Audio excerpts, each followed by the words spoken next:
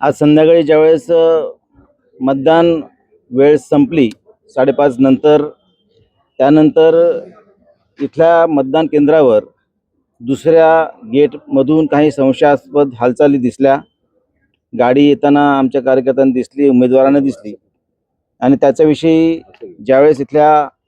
आरोंना विचारायला गेल्यानंतर समाधानकारक त्यांना उत्तर मिळालं नाही आणि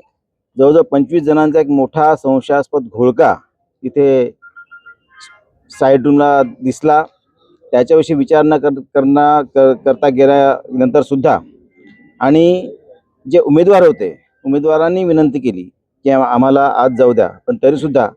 इथल्या आरोने त्यांना आज सोडलं नाही आणि त्यामुळे जबरदस्तीने ज्यावेळेस विचारलं त्यावेळेस त्यांनी पोलिसांना पाचारण केलं आणि ज्या संशयास्पद हालचाली ज्या घोळका करून आल्या त्यांच्यावर लाठीचार्ज करायला पाहिजे होता, परंतु दुर्दैवाने आमच्या कार्यकर्त्यांवर,